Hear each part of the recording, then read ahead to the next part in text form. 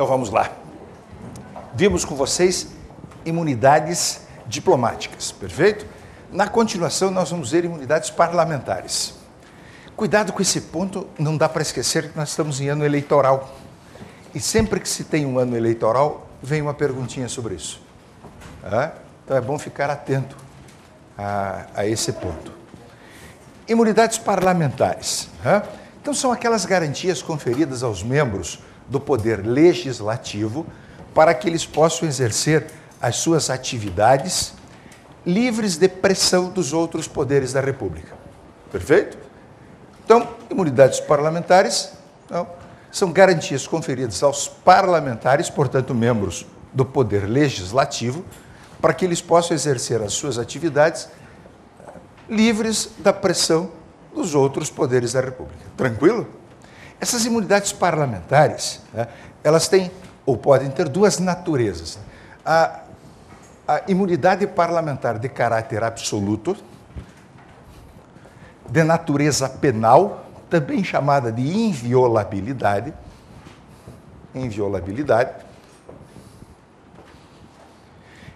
e a imunidade de caráter processual. Nós vamos pegando o gancho, já vamos ver as duas, né? Para que daí você já faça o quadro comparativo, embora o professor de processo eventualmente repita alguma coisinha sobre isso. Tá? As imunidades parlamentares, elas basicamente estão disciplinadas no artigo 53 da Constituição Federal. 53 da Constituição Federal. Essas imunidades de caráter absoluto ou inviolabilidade, elas versam sobre opiniões, palavras e votos. Opiniões, palavras e votos. De modo que os parlamentares não podem, portanto, ser processados. Veja, observe-se, eles não podem sequer ser processados por suas opiniões, palavras e votos. Por suas opiniões, palavras e votos. Os parlamentares, portanto, não podem ser processados por suas opiniões, palavras e votos. Evidente, veja, qual é o instrumento de trabalho básico, né, do parlamentar? A palavra. Daí, inclusive, parlamento, né, é o lugar onde se parla, né, onde se fala, evidentemente. Eu tenho que deixar a palavra dos parlamentares absolutamente livre. Então, parlamentares não podem ser processados por suas opiniões, palavras e votos. Essa imunidade é de caráter absoluto e irrenunciável. Portanto, ela é uma garantia da democracia em que nós vivemos. Lembrem-se que quando eu falei das imunidades diplomáticas, eu disse, o diplomata não pode renunciar à imunidade, mas o país acreditante pode abrir mão dela. Lembram-se disso? Pois agora o parlamentar não pode abrir mão da sua imunidade e tampouco a Casa de Leis pode retirá-la. Essa imunidade, portanto, ela é uma característica da nossa democracia. Nem o parlamentar abre mão dela, não pode, nem a Casa de Leis pode retirá-la. Eu conto sempre que, certa feita, eu assisti a um pronunciamento de um senador da República que criticava o governador de seu estado e, com a delicadeza própria dessas ocasiões, né, na TV Senado, ele chamava o governador de ladrão, tá? Com todas as letras. E aí dizia, insistentemente, se o governador quiser me processar, eu abro mão da minha imunidade. Isso é bravata de político. Na verdade, ele não pode abrir mão. Tampouco a Casa de Leis pode retirar essa imunidade dele. A imunidade, portanto, é de caráter absoluto. Versa sobre crimes de palavra. A palavra do parlamentar é, portanto, livre. Perfeito? Essa imunidade, ela vale da diplomação ao término do mandato. Da diplomação ao término do mandato. Com a particularidade de que o eventual uso da palavra nesse período não pode ser objeto de processo, nem depois de concluído o mandato. Nem depois de concluído o mandato. Perfeito?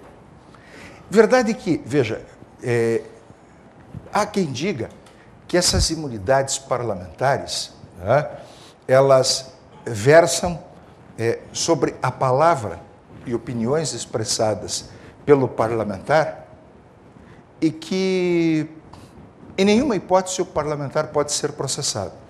Os tribunais superiores no Brasil têm colocado um pouco de freio nisso, têm vinculado a imunidade ao uso da palavra em razão do exercício do mandato. Portanto, têm admitido, ainda que excepcionalmente, que parlamentares sejam processados se não houver vínculo entre o uso da palavra e o exercício do mandato. Portanto, aquela fala, né, deslocada do exercício da atividade parlamentar pode eventualmente ensejar o processo. Por exemplo, o uso da palavra, né, na vida privada do cidadão, que a despeito de parlamentar, fala sem que isso guarde relação nenhuma com a atividade parlamentar.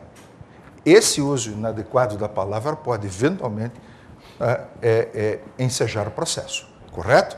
Agora, o que é importante para nós mesmo nesse tópico? É nós observarmos o seguinte: quem goza da imunidade parlamentar de caráter absoluto? Quem goza da imunidade parlamentar de caráter absoluto? Cuidado com o OAB, nós temos uma questão aí, né, um pouquinho mais antiga, não era da CESP ainda, mas que caiu aqui no Paraná e que chama a atenção, né, para eventuais pegadinhas. Foi uma questão até prosaica, eles colocaram assim na prova, né? O governador do estado goza de que espécie de imunidade parlamentar? De caráter absoluto, de caráter relativo, as duas ou nenhuma? A imunidade parlamentar de caráter absoluto, de caráter relativo, as duas ou nenhuma? Cuidado que isso é pegadinha de prova, né? Evidentemente, o governador do estado não é parlamentar, ele é membro do Poder Executivo, ele é o chefe do Poder Executivo Estadual. Ele tem prerrogativas de foro, mas não tem imunidade parlamentar. A imunidade parlamentar é para os parlamentares, portanto, membros do Poder Legislativo, correto? E quem é beneficiado por essa imunidade? Senadores da República, deputados federais, deputados estaduais e vereadores. Vereadores, então, têm imunidade parlamentar? A de caráter absoluto tem. A imunidade parlamentar de caráter absoluto, não tenha dúvida. O vereador possui. Tá?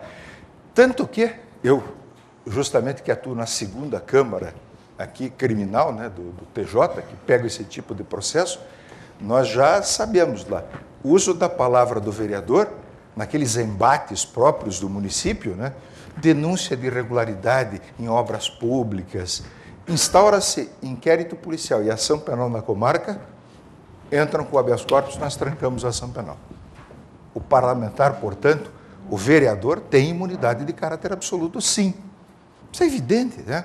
Lembre-se sempre que quem fiscaliza o Poder Executivo na cidadezinha do interior? É evidente que é o vereador. Essa é a função dele. Ele é o representante do povo no município. Agora, sempre observar o seguinte, os vereadores, imunidade parlamentar, portanto, palavras e opiniões, já que os votos, isso é óbvio, vinculados ao exercício da atividade e na circunscrição do município. Na circunscrição do município. Portanto, ele goza de imunidade na circunscrição do município. Então, nós temos alguns às vezes aqui, casos muito interessantes nessa quadra, né? Há julgado do STJ reconhecendo a inexistência da imunidade para o vereador, que dá entrevista na rádio da sua cidade cujas ondas transpõem os limites do município em que ele exerce a sua atividade parlamentar. O que parece absurdo, né? Como ele vai se expressar na imprensa se a única rádio da cidade, né, tem ondas que transpõem os limites do município? Essas coisas de causar perplexidade. Tempos atrás nós pegamos um vereador aqui de 2 vizinhos no interior do Paraná que veio acompanhar uma votação na Assembleia Legislativa e deu aqui uma entrevista para uma dessas rádios da sua localidade, né? e a entrevista foi gravada e veiculada no dia seguinte, na hora do almoço, no seu município.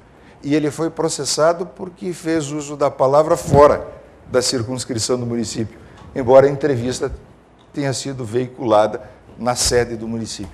Essas coisas são absurdas, evidentemente, servem apenas para você limitar a atuação do representante do povo da comunidade, perfeito? O representante da comunidade, portanto, na Câmara de Vereadores. Então, lembrar sempre que o vereador goza, sim, de imunidade de caráter absoluto.